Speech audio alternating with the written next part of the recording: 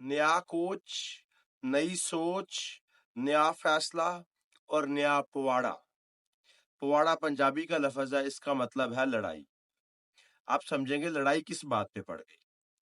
लड़ाई इस बात पे पड़ी है कि आकब जावेद कहता है कि बाबर आजम और रिजवान T20 के प्लेयर ही नहीं है, सो इनको T20 की टीम से ड्रॉप कर दो, और साथ ही रिजवान को कप्तानी से भी ड्रॉप कर दिया गया।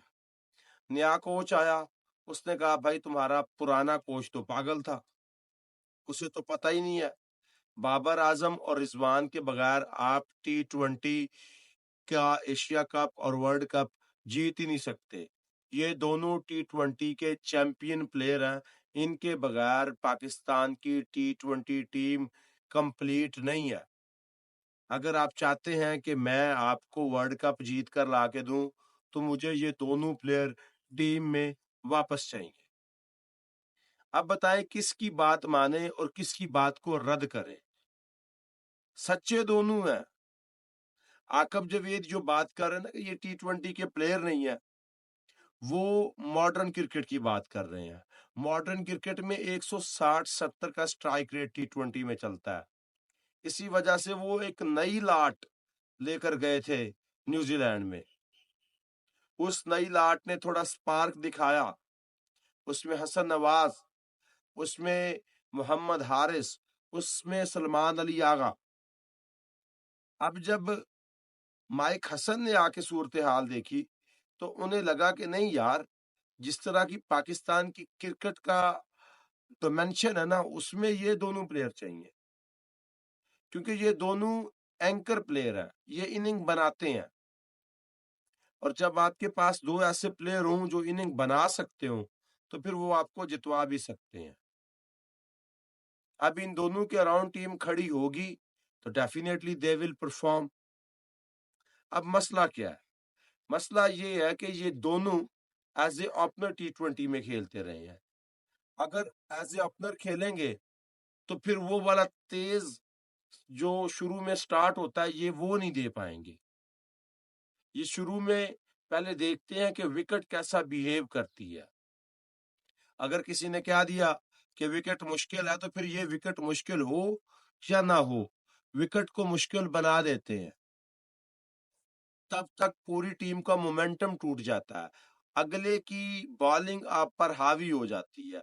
फिर जब पानी सर से गुजर जाता है तो आप हिट्टें करने की कोशिश करते हैं, रन बनाने की कोशिश करते हैं, तब तक नैया डूब चुकी होती है।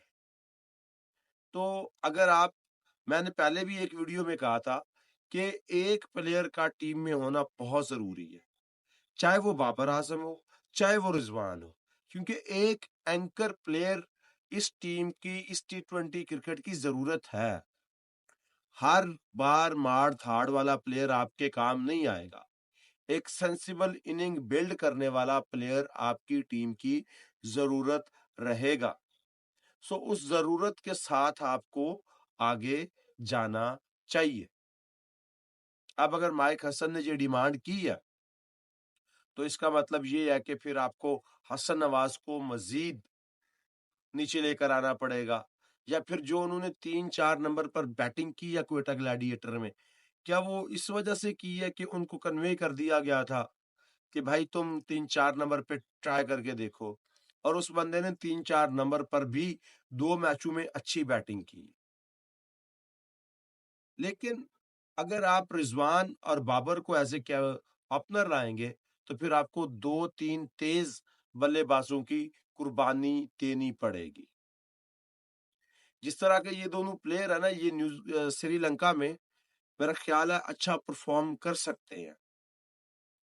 एशिया कप तो अभी मेरा ख्याल है कोई खुडे लाए नहीं लगा हुआ है।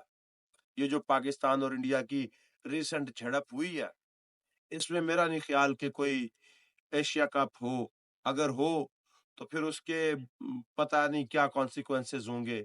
वो फिर आता का ही मकाम होगा, दोनों टीमें कहेंगी कि नहीं यार मर जाओ, लेकिन ये मैच जीतो। वो एक अलग बात है। तो वो होता है या नहीं होता, ये दूसरी अलग बात है। श्रीलंका में पाकिस्तान ने T20 वर्ल्ड कप खेलना है, उसकी विकेटें इतनी ज्यादा तेज नहीं है। تو وہاں پہ شاید یہ دونوں اچھا پرفارم کر جائیں، کیونکہ یہ ٹائم لے کر کھیلتے ہیں، اور کبھی کبھی ٹائم لے کر کھیلنے والا پلیئر آپ کی ٹیم کو جتوا دیتا ہے۔ 152 رن یاد ہوں گے انڈیا کے خلاف، یہی جوڑی تھی جس نے بنائے تھے۔ پھر کئی ہم نے 200 210 20 کے ٹارگٹ T20 میں چیز کیے ہیں، اور انہی دونوں کی بدولت کی ہیں۔ اس کی وجہ کہ ہم نے ان کو کانفیڈنس دیا۔ بابر کو پوری سہایتا تھی پی سی بی چیئرمین کی۔ جب آپ کو پورا سپورٹ ملتا ہے نا کہ بھائی اپنی مرضی کی ٹیم کھلاؤ، اپنی مرضی کے فیصلے کرو، تو پھر کپتان ڈومینیٹ بھی کرتا ہے، اور بابر اعظم بینگ اے کپتان ڈومینیٹ کیے ہیں۔ بھلے وہ کوئی ٹرافی نہیں جیت پائے، لیکن سیمی فائنل فائنل میں جانا چھوٹی بات نہیں ہوتی، وہ بھی انپریڈکٹیبل ٹیم کے انپریڈکٹیبل کرکٹر کی طرح سے۔ ہماری ٹیم ویسی ہے نا، کبھی جیت گئے، کبھی ہار گئے، کبھی جا کے ساؤتھ افریقہ کو 3-0 سے ہرا ہے، کبھی 352 رن کو یوں چٹکیوں میں چیز کر دیا، اور کبھی ایسے کھیلے کہ بھائی ہماری طرف سے ہاتھ کھڑے ہیں۔ سو ہماری ٹیم تو ویسی ہے۔